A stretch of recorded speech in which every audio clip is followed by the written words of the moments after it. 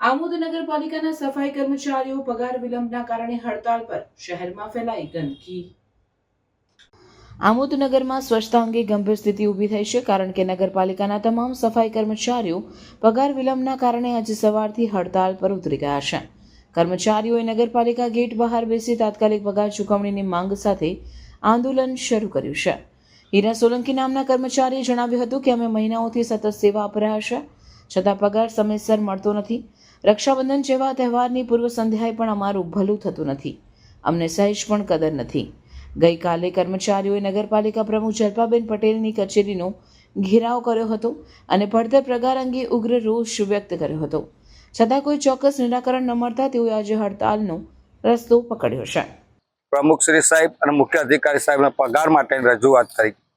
આજ દિન સુધી અમને કોઈ પણ જાતનો પ્રતિસાદ મળેલ નથી અને પગારને માંગણી કરે તો કે અમારી પાસે પૈસા નથી, પૈસા આવશે તો અમે બંદોબસ્ત કરીશું। તમારે ના છૂટકે અમારે ગઈકાલે એમને લેખિત જાણ કરીને આજે તારીખ 6/8/2025 અમે પ્રતિક ઉપવાસ પર બેઠેલા છે। ને જો અમારા એક જીતુભાઈ વાઘાણી વાલ્મીકી સમાજના ગુજરાતના પ્રમુખ છે, એમની જોડે અમે સીઓ સાહેબને વાતચીત થઈ તો કે કાલે 11 થી 12 વાગ્યામાં પ્રશ્ન પતાવી દઈશું। પ્રશ્ન અમારો પતી જશે તો અમે અમારી હડતાળ સમેટી લઈશું, ને નહીં પતે તો અમારી હડતાળ ચાલુ રહેશે।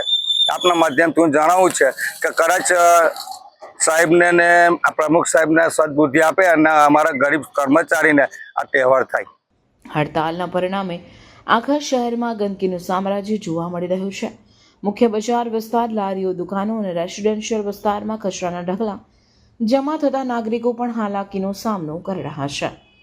જલ્પાબેન પટેલે કહ્યું છે કે અમે તાત્કાલિક પગાર ચૂકવણી માટે પ્રયત્નશીલ છીએ અને આગામી 2-3 દિવસમાં આ સમસ્યા ઉકેલી દેવામાં આવશે।